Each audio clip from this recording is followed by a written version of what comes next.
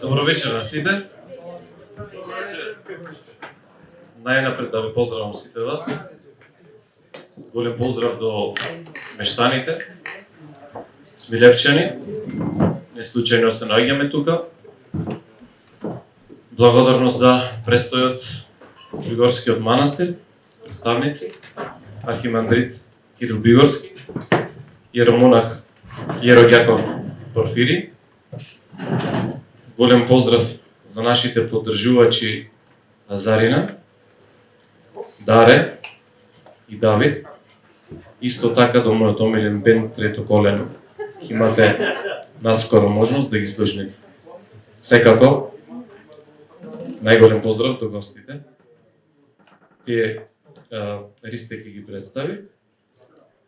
И мислам дека најдобро е така, бидејќи си ја познаваат подобро проблематиката. Ова е второ издание на манифестацијата Смилевски конгрес. Сакам да кажам дека голема е борбата во денешно време на многу малку разбирање да се организира ваква манифестација. Секогаш наидуваме на препреки, но како што рече прегеристе, да се помали. Со вашето присуство даваме значење на новиот Смилевски конгрес, кој што на еден начин е културна револуција и е продолжение на вистинскиот Смилевски конгрес, за разлика од нас, или тие ги положиле животите, но тоа не значи дека ние преку културата не се вложуваме доволно, напротив. Нашето богатство е уметноста, пред се музиката, но ќе кажам секако дека имаме многу добри научници, така да треба да ја олабавиме, да го олабавиме културното наследство и да не го затвораме во прангите, да го ставиме слободно да плови, бидејќи треба да ги обележиме и нашите животи. Ако се занимаваме само со минатото, од една петрифицирана позиција, тогаш ќе го испуштиме она што ние го живееме. Не верувам дека Даме Груев го сакал токму тоа. Тој сакал да продолжи нашата традиција, да продолжи село Смилево, и ние со него. Ви благодарам за големата поддршка, му давам збор на Ристе, нашиот драг пријател, родом исто така од Смилево и голем познавач на него, на делото на Дамјан Груев и Смилевскиот конгрес. Повеќе Ристе.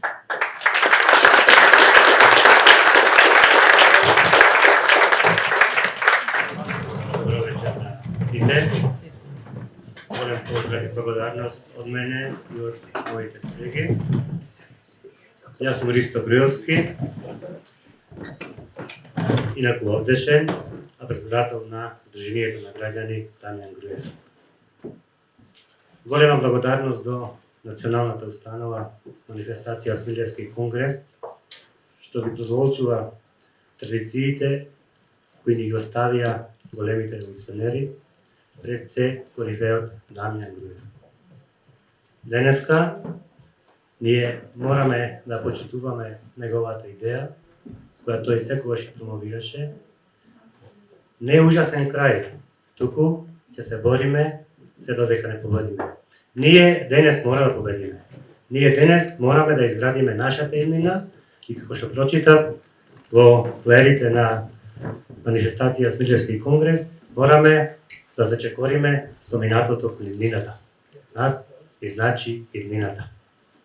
Денеска учествуваме на една голема трибина со едно значајно име. Тоа е значењето на Даме Груев и Смилевскиот конгрес за идентитетот на македонскиот народ во еден современ, плуриперспективен и метакултурен контекст. Ова значи дека ние мора да продолжиме по патот на перспективата. Со мене е доктор по историски науки Роберто Трајковски, професор во Средното општинско училиште Таки Даскалово Битола и Васко Гичевски, дипломиран историчар, член на Сдруженијето на историчари на Македонија и наку професор во Основното училиште Славко Лумбарковски. Секој од нас кратко ќе земе збор за одредена тема. Нема да налегуваме во некои историски детали и факти, бидејќи историјата се чита, има доста пристапна литература. Меѓутоа, ова нека биде една интерактивна трибина меѓу сите нас, да се запознаеме, да поразговараме, да прашаме нешто што не интересира и од минатото, и за сегашноста, а и понатаму каде би оделе нашите развојни можности во иднината. Кој е значењето на Дамјан Груев? На некој му е малце повеќе познато, на некој помалце, меѓутоа Дамјан Груев, кој е родом од Смилјево, представува една славна личност и едно славно име и со право би рекол еден од најцврстите столбови вградени во темелите на македонската државност. Значи, Дамјан Груев, уште од самите рани млади години во Солунската гимназија ги пројавува револуционерните идеи за создавање на една самостојна држава, за еден живот кој доликува на еден народ. Неговата револуционерна дејност продолжува и во ученичките клупи во Белград на студиите и на студиите во Софија, меѓутоа значењето се истакнува токму кога станува учител во неговото родно село Смилјево. Дамјан Груев во Смилјево прави надучителски, надчовечки напори и постигнува успех. Во Смилјево, покрај машкото население, кога ведува училишните клупи и женското население почнува да се описменува и женското население, а се гледувајќи дека има потреба од вечерни училишта, тој држи вечерно училиште за возрастното население, исто така ги описменува и насочува кон револуционерните идеи, кон патриотските идеи за создавање на една самостојна држава. Меѓутоа, тој мора да продолжи понатаму, преку учествувањето во Прилеп, продолжува во печатницата на Конес Омарџиев во Солун како коректор, каде што веќе навода почва, бидејќи таму се сретнува со неговите стари другари од Софија и тука се договара за создавање на Македонската револуционерна организација. Од тогаш се поставуваат темелите на една историска идеја за создавање на една собствена држава, меѓутоа патот е трнлив. Даме бил заставен на револуционерните идеи, затоа што без револуција нема слобода. Дамјан Груев ги создава првите револуционерни комитети во повеќе градови села Македонија. Неговата активност е доста голема, меѓутоа турската разузнавачка служба секако била активна и после провалата во Битола 1902 година, Попставлевата афера, Дамјан отпаѓа во затворските крели, а со тоа е осуден на 10 години робија и заминува во Подрункалево, Мала Азија. После амнестијата во 1903 година тој доаѓа во Македонија, меѓутоа на една нова затекната состојба, каде што веќе се одржал Солунскиот конгрес во јануари, без негово присуство и без присуство на некои од повидните револуционери како што се Гозе Делчев, Јорче Петров, Пере Точев и така натаму. На Солунскиот конгрес учествувале 17 делегати, од Битолскиот револуционерен округ учествувал Анастас Луцанчев. Таму е веќе донесена одлуката за кревање на востание. Тука треба да рачистиме дека одлуката е донесена во Солун. Во Смилјево е потврдена одлуката за востанието во Битолскиот револуционерен округ. Со тоа и во цела Македонија видите Битолскиот револуционерен округ бил еден од најопремените и најсилните окрузи. Со доаѓањето на Дамјан Груев во Солун се договорила и средба со Гозе Делчев, бидејќи тие биле едни од најголемите другари, организатори во Машката гимназија, во така наречениот природно-математички кабинет, се одржува таа средба, каде што се разменуваат мислења за целокупната состојба во Македонија. Што се случило со донесувањето на одлуката на Солунскиот конгрес? Веќе се повикале сите печалувари некаде над 10.000 печалбари се вратиле во Македонија, а тие што се спремале биле запрени додатно таму. Има еден пример каде што Лозанчев обител одржал состанок со учителите и му укажал дека пролетта веќе ќе има остание во Македонија, а за тоа потврдува и Крсте Петков Мисирков, каде што има напишано дека учителите се радуваат на новиот датум, а веќе учителките вишија знамињата. Значи се подготвувало. Од друга страна, претходно се направени некои воени акции како кревањето во воздух на една железничка пруга и мостот на Жиста од страна на Гоце Делчев, понатаму создавањето на многу чети, се создале многу чети во сите поголеми села, така што турците не биле наивни. Имале доста разузнавачки избори и ја прателе целокупната состојба. А со тоа веќе пораснали големите предавства, големите афери и веќе организацијата била ставена пред еден чин каде што целокупната 10-годишна подготовка била по знак прашалник дали ќе обстане. Тогаш се би згаснало, ништо не би се случило понатаму. Затоа, во тие великденски разговори во Солун, корифеите Груев и Делчев веќе се согласиле дека е неминовноста неизбежна да се извршат одредени подготовки за востание и се договориле дека тоа мора да има еден специфичен карактер, герилско-партизанско и каде што би се понатаму на окружни конгреси би се одредиле понатамошните подетални опредби како тоа би се водело.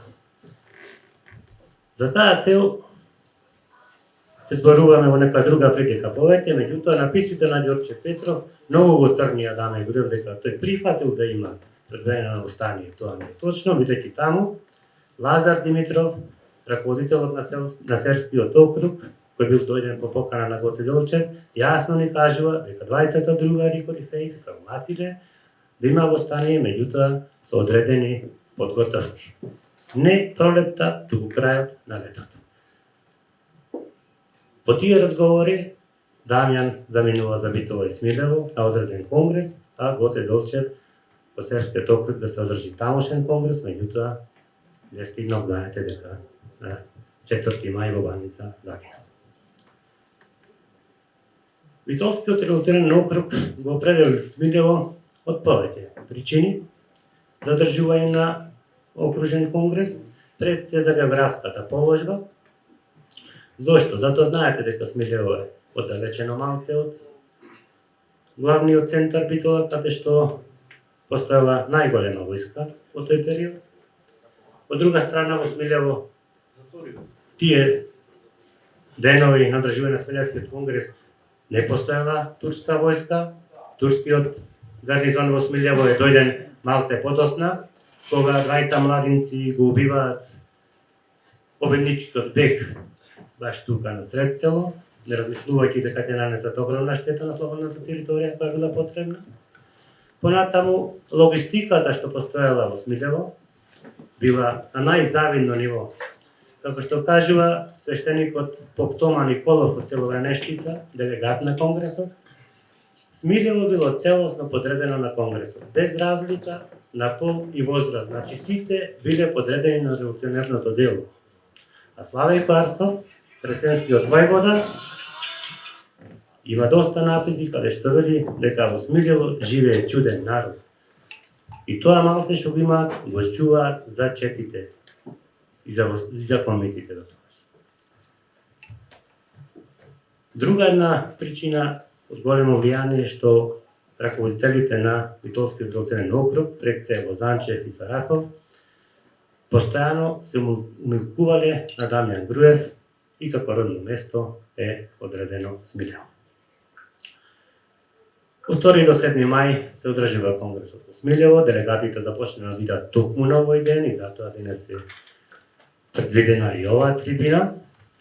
Големо е значењето на Смилевскиот конгрес, значи ако Солунскиот ја отворил вратата, патот го поклучил Смилевскиот конгрес и направено е тоа Илинденско востание, кое навистина го карактеризира идентитетот и на македонскиот народ и на македонската држава.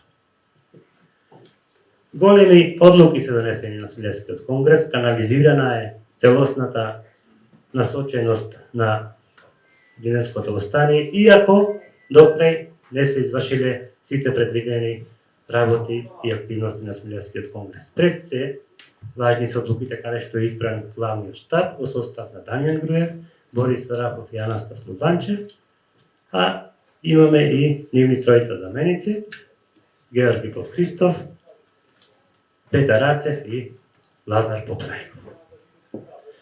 Битолскиот револуционен округ е поделен на 10 реони за полесно управување и раководење, така што секој реон има и горско началство од 3 до 5 членови, зависно големината на реонот.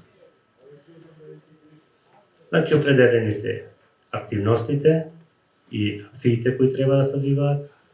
Значи, напад на државни институции, прекинување на телеграфските и патните правци и така натаму. Определена е логистиката, набавка на храна, муниција, оружје, медикаменти, каде ќе престојува безпомошниот народ, како старци и деца и така натаму, а донесен е и постанички дисциплински устав, кој има голема значење, во него се заокружени многу точки, кои, ако сега се посветиме на нив, не би можеле да ги докажеме сите однос на времето, меѓутоа, постаничкиот дисциплински устав одиграл голема улога во воената историја, како еден патоказ, како треба да се одржува една воена состојба. Во Смилево може да се истакне за време на Конгресот тоа што сите воени структури биле подредени на безбедноста на Конгресот. Значи, над 100 четници биле во обезбедување на самиот Конгрес, додека пак низ целото постоеле патролни стражи, а на околните пристапни патишта имале и заседи, а исто така патролни стражи. Била успешно воведена и селската милиција, затоа што 7 мај е земен и за ден на македонската полиција. Со право е земен 7 мај за ден на македонската полиција. Со Конгресот веќе територијата од Битолскиот револуционен округ, па со тоа и на Македонија, влегува од предвостаничка во востаничка, односно во воена состојба. Датумот за отпочнување на востанички действија бил додаден на главниот штаб, кој подосна со преглед на сите подготовки, бидејќи се воведени курсови на војводите, подготовка на војводите, вежби помеѓу учетниците во четите и така натаму, после сето увидување, после сите подготовки на Целогур, на 14 јули главниот штаб се решил востанието да започне на 2 август. Оттаму можеме да заклучиме дека голема е важност на Смилевскиот конгрес, каде што пред време се предвидени, ги можам да речем, препишани од страна на Клишевскиот манифест некои работи, како ненапаѓање на нехристијанското население, почитување на нехристијанското неборбено население, заштита нивна и така натаму. И слободно можам да кажам дека Смилевскиот конгрес представува влез во континуитетот за создавање на една самостојна држава.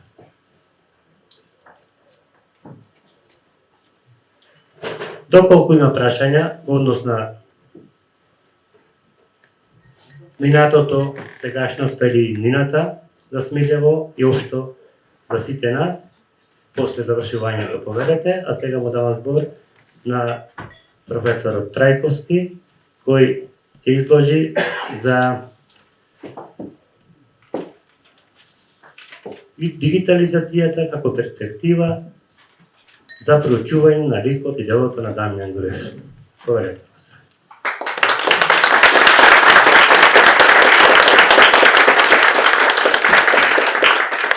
Благодарам за сите што дојдовте, што одвоивте барем малку време да не слушате. А вака, ние најчесто, посебно обичните луѓе, имаме, може да се рече, барем од моја перспектива, малку поразлично сваќање за нас историчарите, како, ајде да не речем, еден дел од општеството. како на луѓе што во основа се затворени во одредени простори и ништо како истражуваат на база на одредени историски податоци. Но во основа не е така.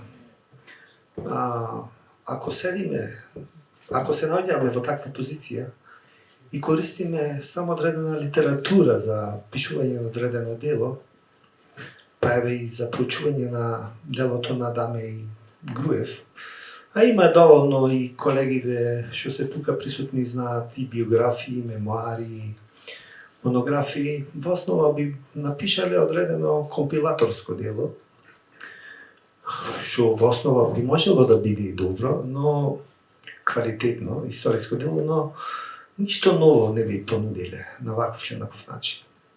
Затоа суштината и јас давам ова е повеќе мој апел и мотивација на и аматерите историчари и професионалците, не знам колку ви е познато, а баш со колегата Васко Гичевски зборувавме претходно, вие немате представа колку малку, а и Владе Деловски, председател на манифестацијата, е запознат колку малку луѓе во Македонија моментално се занимаваат со научно-истражувачка дејност од областа на општествените науки.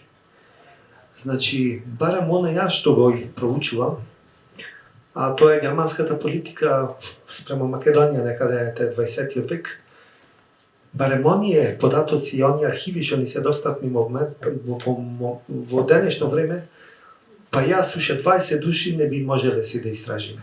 Бидејќи мора да бидеме реални и да кажеме дека истовремено нашата историографија, тоест македонската е прилично млада. И има голем број на аспекти кои треба да се истражуваат од одредено дело. Сега, посебно во ситуација кога нашата држава нема стратегија за научно-истражувачка дејност во ниту една област. Се останува на научникот, како мене и колегиве и овие и другиве професионалци овде што се во просторија и аматерите, нешто да проучуваат али на сопствена, како да кажам, иницијатива. Во основа тоа е многу скапа работа. И сега во цел ова ситуација, нас уште повеќе, како да речем, се од непроценливо богатство дигиталните бази на податоци, што веќе на ваков начин последните 10-15 години постојат во светот за проучување на одредена историска проблематика. Што е тоа дигитализација? Дигитализација фактички претворање на дигитална форма на одреден документ, весник, списание или публицистичко дело. И вакви дигитални бази на податоци не ги имат во само големиве држави, да речеме како Велика Британија, Франција, Соединените американски држави, па и Германија и некои други, но и веќе со оваа дигитализација на документите и на весниците, списанијата, се започнати голем број на држави во светот. Но за жал ние и во таа област прилично сме, како да речем, назад. Од кој аспект? Значи, кај нас и фундаментални документи не можеме да најдеме во дигитална форма, да речеме ако сакаме да истражуваме на интернет. Да речеме одлуките од второто заседание на АСНОМ, не можеме да ги најдеме на ваков начин, во дигитална форма. Сега, во конкретниот случај, јас малку се занимавав со проучувањето на оние дигитални бази на податоци на весници, германски од крајот на 19 почетокот на 20 век. Истовремено ги мотивирам сите што барем малку се занимаваат и ги интересира историјата, сакат малку подлабоко да навлезат во одредена проблематика, да почнат да ги истражуваат овие дигитални бази на податоци. При тоа, како да речем, дојдов до фрапантни факти. Да речеме, само во крајот на 1903 во германските весници, барем оние што се дигитализирани, се спомнува околу 500 до 700 пати.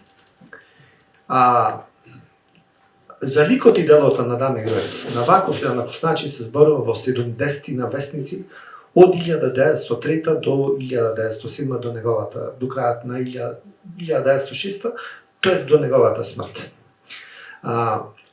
И тие таквите документи, списанија, весници отварат една нова перспектива за проучување на неговиот лик и дело. И македонското револуционерно ослободително дело и современо линденското востание. Сега, при проучувањето на ваквите документи, посебно од странска провиненција, многу е битно да се знае кој го пишува документот, зошто го пишува и како го пишува.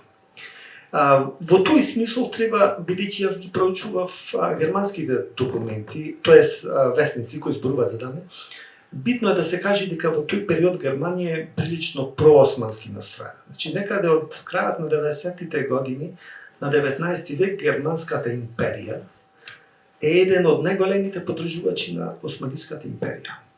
Значи таа учествува во модернизацијата на османската војска и современо сите овие железнички делници кои се големи и битни за Македонија, да речеме како железничката делница Солун Битола, ги финансират германци.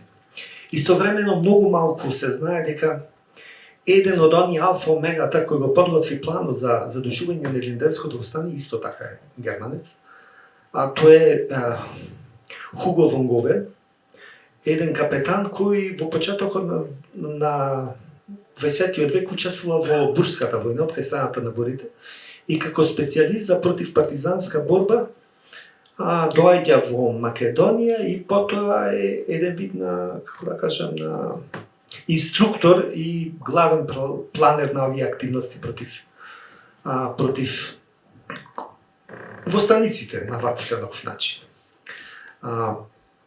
Инаку овие списанија весници во кои се зборува за Илинденското востание, за Даме Груев, исто така и за македонската ослободително движење, некои имаат чисто информативен карактер, но некои од нив се многу длабоки. И тоа го потврдува на моето тврдење дека во тоа време, а сигурно со тоа би се согласиле и колега Варисто и Васко, оној што бил интелектуалец, стварно бил интелектуалец. Значи немало тука, како да речем, никаков сомнеж за тоа. Сега ќе ви прочитам еден дел од една таква анализа од еден вестник тоа е кратка, од неколку реченици, генерал Анцегер фур Дортмунд провинц. Значи тоа е еден некој вестник за Дортмунд, од Дортмунд од 8 август 1903, кога веќе востанието е започнато. И во него се зборува. Ако се веруваше дека македонските агитатори, се мисли на револуционерите на Балканот, ја загубија желбата за натомашни махинации поради многуте загуби, јасно изразена желба на големите сили за одржување на статус-квото, тоа било грешка. Само што поминаа затворските денови, се мисли на затворските денови на Даме и другите кои до 1903 почетокот биле во затвор и се враќаат во Македонија. Само што поминаа затворските денови на комитаджице, тие повторно се разбранува. И бидејќи старите методи на поставување експлозиви, подметнување на пожари, атентати, не дале резултати, тие прибегнале кон други методи за заплашување на империјата и на кнезот Фердинанд, тоест тогашниот владетел на Бугарија.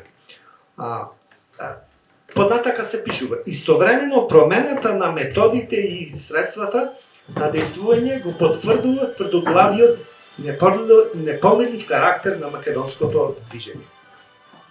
Тоа вечно се подмладува како феникс што се издига од пепелка.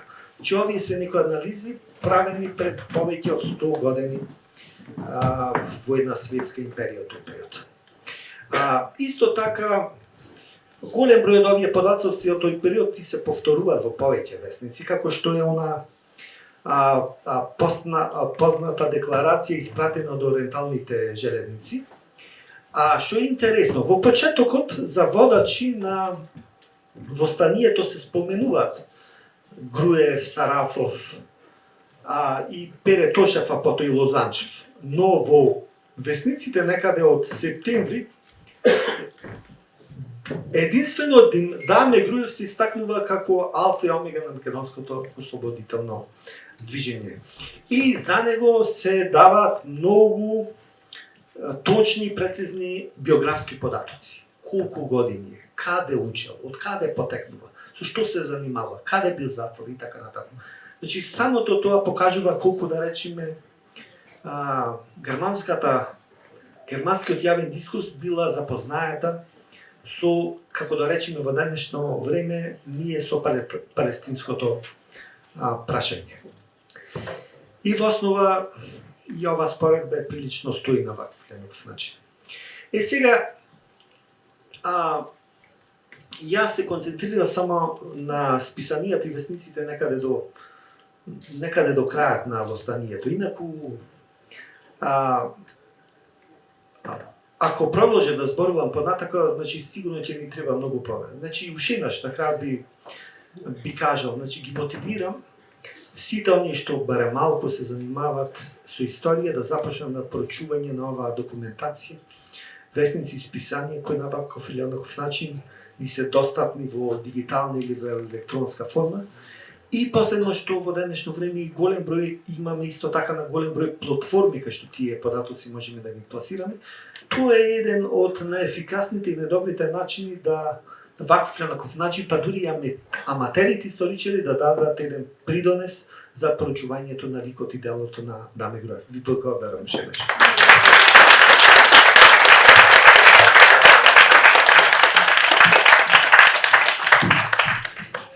Благодариме.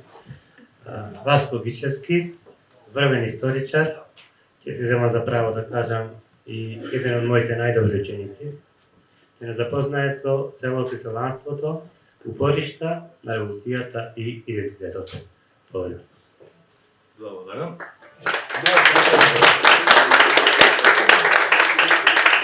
Сега ние обичаено сме научени да ги третираме селата како нешто неважно, а јас па целиот свој научен фокус бил посветено на селата и тоа на социјална историја на селата, со тоа се занимавам поспецифично. Зошто?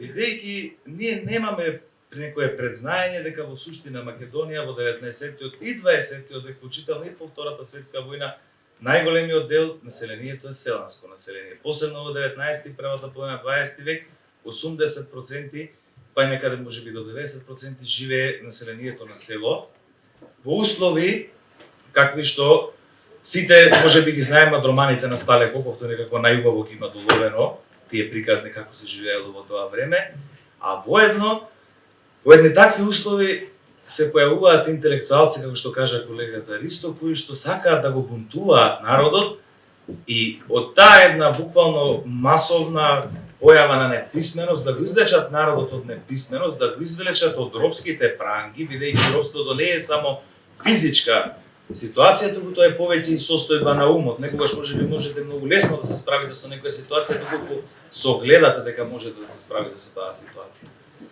И по мене тука почнува револуцијата. Револуцијата, како што пишуваат странските патеписци во тој период кој што ги посетувале овие наши села, посебно Брајсвот има многу убави описи оставено на македонските села.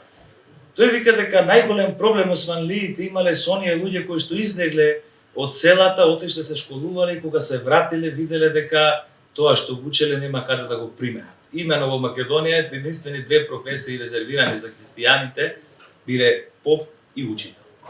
Други професии немало, бидејќи и самата Османлиска империја немало никакво развиено стопанство.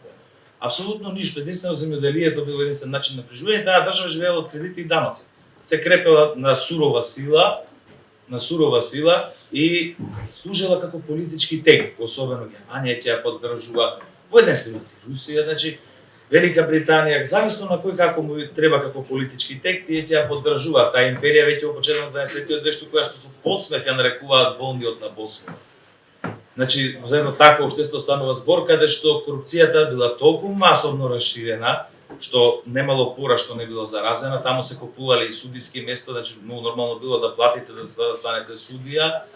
било многу нормално да, како вика, има еден интересен човек, се вика Тефик Бек, тој е последниот османлиски градоначалник во Македонија, тој дошол како чиновник, образован од Истанбул, бил прво кајмакам на градот Лерин, кога дојдов вика во Лерин, легувам во ќуматот, гледам вика внатре судијата, седнал да судија е неписмен. Не знае да чита, ниту да чита, ниту да пишува. И во таква некоја ситуација живееле нашите селани. Во селата веќе многу тешко може да се стане збор дека има и училишта. Тоа се ретки села каде што има училишта, населението значи станува збор за над 80% неписмено население. И сега вие може да замислите да се представите една ситуација како лик, како Дамјан Груев, како мнозина други како него кои што излегле од селата, го виделе светот, завршиле високо образование, како Дамјан Груев по професија историчар, се враќаат во селото и се трудат да направат нешто позитивно. Тука веќе револуцијата почнала. И многу се иритирам од она прозаично гледање на историјата, дека во суштина револуционарната организација е само збир на пушки и куршуми, тука само се тепаме и се караме, не напротив, натре ќе најдете во списите на организацијата, ќе најдете и правила колку треба да се плаќаат аргатите, дека аргатите не треба да прифаќаат да работат цела година за 1 литро газ и 1 ока граф и неколку пара алишта што ќе ви дадат, еден кутел жито, тоа била надницата за цела година аргатување, значи 1 литро газ и 1 килограф и алишта ако ви дадат, многу често случувало дури ни тоа да не го добијат, бидејќи газдите имале право да ги истепат, овие не може ниту да ги тужат. А и да тужат, кај кого ќе тужиш и кај кого ќе се судиш. Кога со пари царното останува бело. Да не забравиме дека во Османлиската империја постои закон кој што го нарекуваме диет или крвнина, со кој што дури ако убиете човек, вие може да го откупите со пари. Значи ќе ја платите соодветната казна и никому ништо како да не се случи. Зошто викаме дека се упориште на револуцијата селата, иако во едни вакви услови дури ете колегата Ватко ги се слуши од руски аспект, е многу тешко да го ведете револуција и тоа единствено на Ленин го успеало во и подоцна во Втората светска војна во едно изразито селански места без никакво образование да направите револуција. А кај нас тоа е единствениот начин. Ние сме селанска држава, бевме и ќе бидеме. За жал, само што нашите села денеска се ги запоставивме. Револуцијата почнаа во селата бидејќи селаните најмногу го чувствувале товарот од османлискиот пропаднат систем на владење. Значи селанецот најдиректно чувствувал кога ќе дошол таксилдарот да го собира данокот во текот на годината и кога таксилдарот ќе изброи, иако на нивата имало 100 врејки и според законот требало да земе само 10 за државата, тој ќе се изброи ќути ѓавор, не знаеш има 1000 овде, ќе ги земам сите 100. Тука веќе настанува револуцијата. И затоа можеби па тука имаме еден проблем, бидејќи свеста за слобода на македонскиот народ е прилично ограничена во тој период, бидејќи слободата за него представува премавнување на локалниот бек, како што кажа колегата Ристо, во очи на конгресот кога веќе се спрема нешто поголемо, тие го прават она што можеби нив им е најнасушно во тој момент, ама на долг рок никој не гледа што ќе се случи со таа приказна со убиството на Бегот и дека ќе компрометира цела работа на конгресот. Викам ви, се упориште селата и на националниот идентитет, зошто бидејќи националниот идентитет не настанал во градовите како тако, бидејќи градовите влечат традицијата од селата. Посебно во Македонија случајот, македонските градови настануваат како такви во 19-тиот век. Значи нема град кој што има тука не знам Бог знае какви традиции. Да нити и во тогашно време немале Бог знае колку жители. Може да замислите дека една Битола тогаш имала 30.000 жители. Да не правиме муабет за помалите градови. Најголем град во Македонија е Солун во тој период. Сето друго население е распоредено во селата, кое што население нема патишта, многу лоша комуникација има помеѓу себе, бидејќи за да преминете од еден вилајет во друг, од еден санџак во друг, вие треба да имате нуфус или едно тескерева како лична карта, се издава тоа за да може да патувате од место во место, само што тоа чини прилично пари, некогаш знаело да чини и колку целогодишна работа на еден, така да речеме, посечен работник, наемен работник. И многу ретко ги имале луѓето и затоа и она смеа да се ударбео дека 2 пати бил до Битола, еднаш до Прилеп, еднаш за малци во Варош ке појдел. Значи оттаму произлегуваат тие смешки во суштина. Затоа што така и живееле луѓето. И јас обичајно кога работам со децата, обожавам да им ја дадам една онаа слика на Македонија, што јас сам сум си ја составил, иако вака звучи чудно, дека додека некој во Западна Европа открива телефонот, па во не знам какви технички пронајдоци, во Македонија да маж и жена ја орале нивата, волот умрел, мажот е спрегнал жената, па продолжили да ја ораат нивата. И тоа е еден опис од Брајсот, не е мој, само јас го карикирам до таа смеа да биде пародично, до тој степен да биде пародично и смешно. За да се свати можеби полесно дека воопшто не било смешно, туку било трагична положбата која што се наоѓала македонското население. И општо целото население, не само македонското и турско, затоа и револуционерите сочувствуваат во суштина, бидејќи гледат дека тие селаните од селото Обедник го живеат истиот живот како што го живеат смилевчани. Значи нема некоја голема разлика освен религијата. И тие си соработуваат и работат. Тие не чувствуваат омраза, нема верска омраза во тој период. Дури ако видите и во сите официјални извештаи нема настрадано невино муслиманско население. Она муслиманско население што настрадало биле кое што било вклучено во башибозучките одреди. Башибозучките одреди се одреди кои што одат да крадат и да силуваат. Значи тоа се нерегуларни одреди на османската војска, таа ги пушта нив како преходница, буквално како топовско месо, бидејќи ќе се справи таму со ситуацијата, дел од нив ќе изгинат, а и да изгинат не е некоја голема штета, веќе станува збор за криминалци, па подоцна османската војска ќе се влезе и ќе се заврши работата. И тие се најомразени во народот, исто така имало многу арами и краџали, и сега како тие го сочувале идентитетот? Идентитетот се конзервирал во суштина и останал чисто и тази заради раздалеченоста. Многу тешко се попримало влијание на овие простори. Немало од каде да дојде друго влијание. И буквално селото, селскиот табиет, селскиот менталитет се пренесува во градот. Затоа во Битола, насред Битола, во Енимали имате нешто се вика Средцево, грата Средцево. Значи многу интересен феномен како таков кој ќе го разгледате. Бидејќи селаните се го однеле сосеб, зошто се палат коледарски огнови во градовите, каде што воопшто нема потреба од палење на надворешен оган. Така, уште и во турско време имало решени, так барем за тоа имале стандарди како треба и кој треба и каде да пали оган, посебно во Битола, бидејќи настрадал едно 3 пати од пожар. И биле многу регулирани тие работи, но со напливот на населението тоа си ги носело своите традиции, своите обичаи. Во Битола имало еден дел кој што ќе се облекуваат и со француска мода. Ама имало еден дел кој што оделе и поли и госи со селски алишта.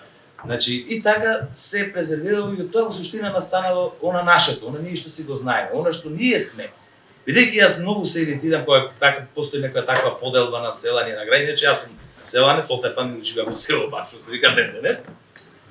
И се ги почитувам, да кажам, и корените и другото.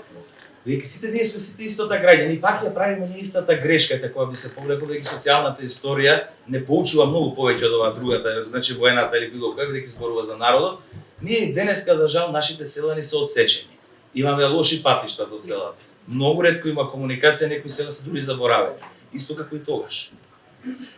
Ние истата грешка ја правиме. Се фокусираме само на развој на градовите.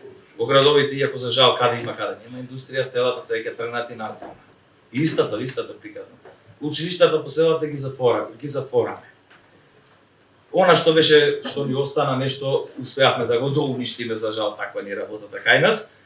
И сега што ни се случува? За да ние, верувам јас, ете во таа со една хипотеза, дека за да повторно некако се воздигнеме, ние во суштина треба да се вратиме на она што ни е исконското, бидејќи нема сите паметно тоа може на некој му звучи дека нема држава без производство, без земјоделие и сите тие приказни, нема тоа во суштина дека да се вратиме на село. Значи тоа е многу поедноставно, ама поболно звучи, бидејќи за многу луѓе тоа е многу тежок начин да се откажат од својот начин на живот, а тоа веројатно ќе стане нужност. Бидејќи било нужност и тогаш, и ако тргнува повторно некоја револуција, повторно ќе тргне од селата, бидејќи повторно се тие истите кои што се заборавени, кои што се малтретираат секојдневно да патуваат до некаде по некакви патишта, така, кои што стравуваат за својата безбедност попатно. И затоа јас сметам дека ако повторно решиме да правиме нешто, повторно треба да го правиме во селата. И баш ми се допаѓа тоа што манифестацијата Смилевски конгрес е ретка институција која што функционира кај нас во некое село. Ако не е единствена во државата колку што сум запознат, имаше еден музеј во селото Разловци во Делчево и друго не се сеќам да има, барем не ми притекнува, ако знаете слободно кажете, некаква друга институција која што работи и функционира на село. Затоа ми е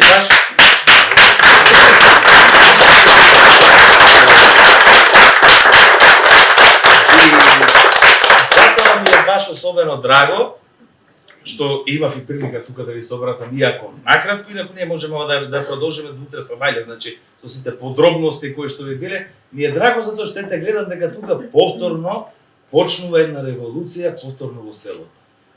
И таа веројатно ќе се соочи со истите проблеми. Бидејќи за жал кај нас многу малку се има променето од однос на Османлиското. Ако ви цитирам еден документ од 1902 година, има еден пречанец Кондо кој што пишува дека омилен збор на турската администрација вика ела утре. И сега да се свртиме од 1902 до денес, а многу малку ќе промашиме дали времето. Значи, ако нема кола по улица, мислам дека горе долу тука ќе се пронајдеме во тие исти темни коридори. Значи, затоа сметам дека и со тие проблеми на ист начин ќе се напинат, а тоа е само со желба и со ентузијазам. Бидејќи и самата револуција, чин револуционерен вика да се каже вистината, ама јас повеќе сакам да кажам дека и чин револуционерен да почне да се размислува. Да се размислува, да се види дека она што ние го кажуваме, што го поучуваме, што ние што ги воспитале нашите деца, е практично вредни, дека тоа не вреди ништо ако остане тука или напишано тука, книгата не вреди ако не се чита и паметниот новиот не вреди ништо ако не се слуша, ако нема одзив. Затоа да се надевам дека ете во идниот период понатаму ќе се поучиме од нашите предци револуционери, па дури од оние прости селани кои што умееле да ги препознаат водачите, дека треба прво да почнеме да размислуваме, да скроиме план, па да делуваме. Аз сметам дека имаме и можности, и време, и ресурси многу поголеми од тоа. За жал, единствено што немаме е желба. Зошто? Затоа што се уште е мизерно прифатливо живеењето. Јас знаме Груево го обожавам заради негова мисла, подобро ужасен крај од ужас без крај, сум фаталиста по таа приказна. Затоа што сметам дека ако нешто е доволно лошо, или треба да му се стави крај, или барем заедно ќе пропаднеме со него. А за да не пропаднеме, доволно не научила историјата и сметам дека нема да пропаднеме овој пат. Трипла вода.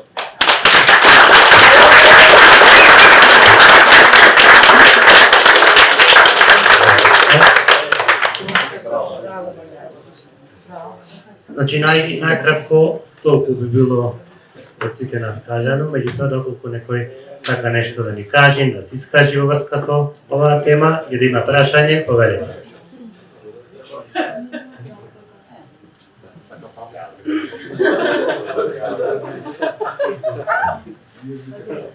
Повелите да.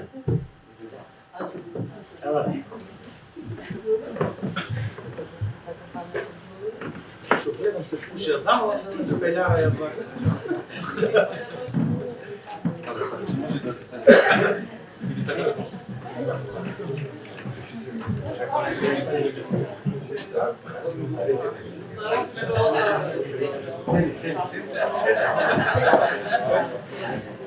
Добро вечер на сите. Јас сум Бошко Втове, секретар сум на Сдруженијето за заштита на викот и делото на Дамјан Груев. И сакам едно прашање поставам тука. Гледаме костурницата на Дамјан Груев е во руинирана состојба. Дали некој ќе преземе нешто за тоа да се поправи, да има едно достојно место за почит на најголемиот човек на денеската епопеја. Тоа е едно прашање. И уште едно друго прашање. Спомна господино Ристо Груевски дека овде е составена горската полиција. Затоа полицијата 7 мај го користи како нивни ден. Вие како организатори би требало да се изборите да манифестација, односно тој ден на прослава на денот на полицијата да биде баш овде во Смилево. Ви благодарам.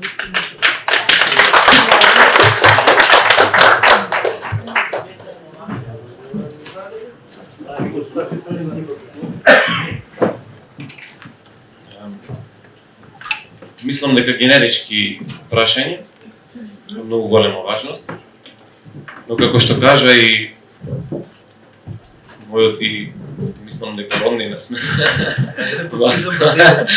Непотизам на дел. Ама тоа што е добро нема, мора да биде тука присутно.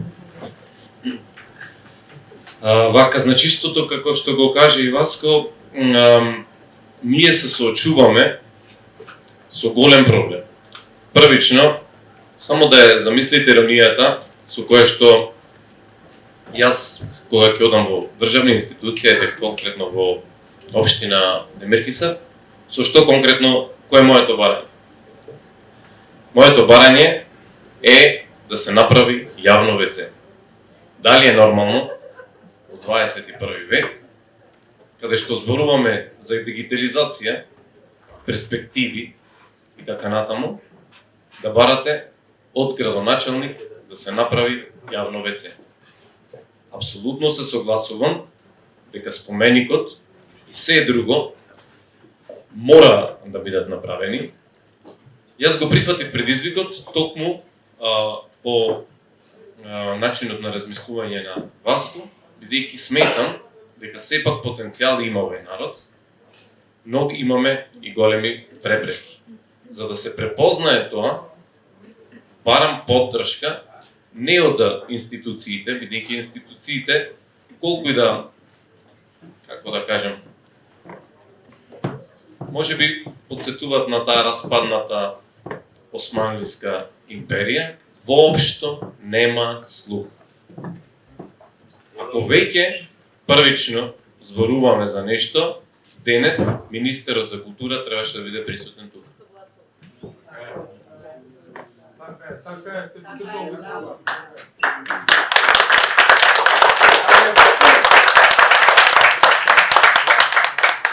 Втора работа, што спомнавте за маршот што го прави полицијата од Битола, тоа е добра иницијатива, но исто така, уште од времето на Оливер Спасовски, а и на овој министар. Сега што е, зборувавме централната прослава да е во село Смилево, бидејќи не случајно 7 мај е денот на полицијата.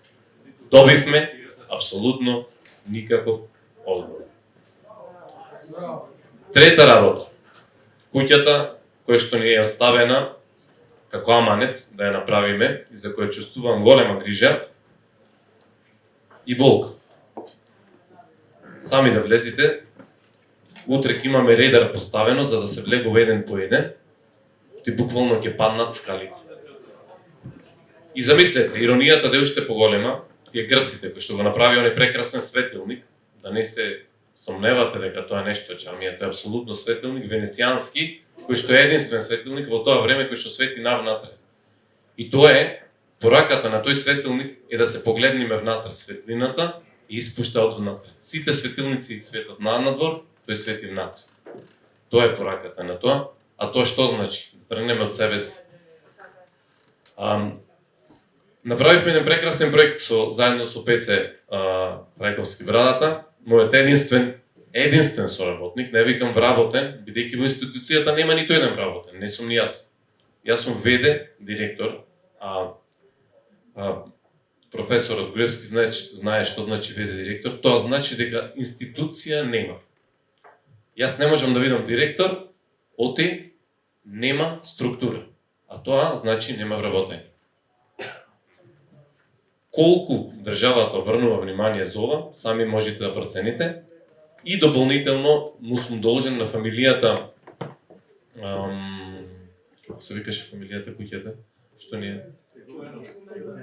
Игуменовци, да, што ни остави аменет да ја направиме куќата, уште лани на иницијатива на едни прекрасни архитекти, доброволно, ќе ви го покажам следниот пат, можеби, јас верувам заради нашата некапацитетност државничка, дека и до година нема да биде направена, ама ќе ја презентирам пред јавноста проектот што го направивме. Направен е од типична смилевска куќа. Сите ќе имате достап да видите, буквално ќе го презентираме на видеобим.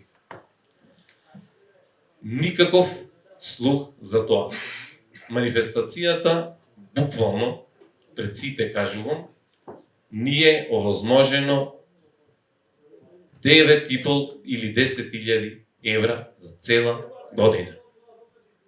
Тоа знаете колку чини? 2 просечни или, ајде да речеме, 2 добри бендови за цела година. Повеќе од ова не можам ништо да кажам, оти би било веќе жалење, а јас не сум тука дојден да се жалам, затоа го прифатив предизвикот да бидам директор на оваа институција. Претходно бев во музеот вработен, не сакам да видам во комфорт зона и се што е во комфорт не сметам дека е револуционерно, ниту пак носи некакви позитивни промени. можам сега да отстапам говори на професорот Ристо.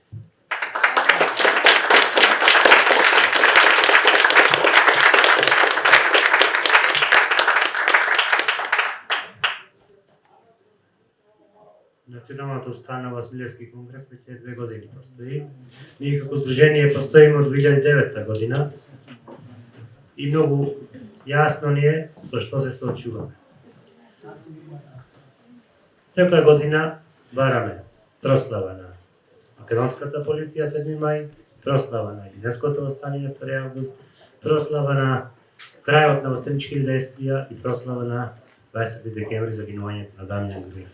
Се соочуваме со големи тешкоти, односно со едноставно игнорирање. Средства не добиваме од никаде, меѓутоа нашите барања се испратени оваа година. И до централните институции, како и до надлежната институција Завод, музеј и галерија Битола. Тие ни одговорија и јас сум надеж дека тие ќе извршат санација на самата гробница на Дамјан Груев.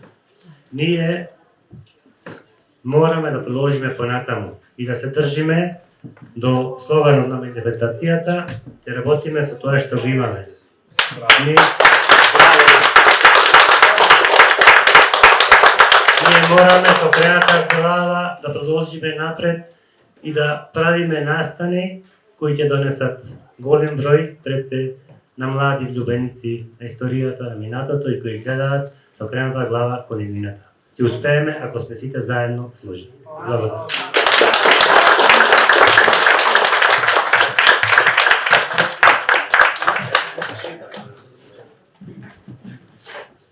Извинувам, јас пак што се јавам за збор. Ова не е село, ова е славно Смилево. Ова славно Смилево заслужува да има еден 7 мај, 2 август и 23 декември, смртта на Дамјан Груев. Тие 3 дена, барем еден, ова држава да му даде големо едно фала за заслугите кои ги има направено Дамјан Груев со оваа држава. За тоа да се бориме ние сите заедно.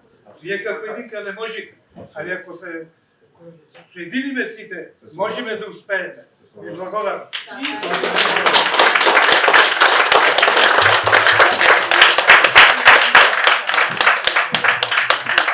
Дали имаме некој друг за збор?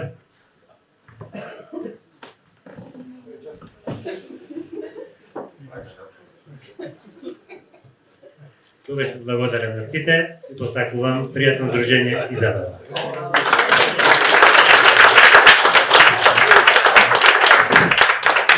Благодарам уште еднаш на сите. Следува едно многу добро музичко изненадување за сите вас. И особено им сум благодарен на гостите, бидејќи одбреа алтернативни теми кои што реално се за вас помалку познати, да не е она само енциклопедиско знаење, набројање на факти и така натаму. Стварно сте чест за вам и сега, драга публико, очекуваме ново дружење заедно со Зарина, Даре и Давид. Мои блиски пријатели.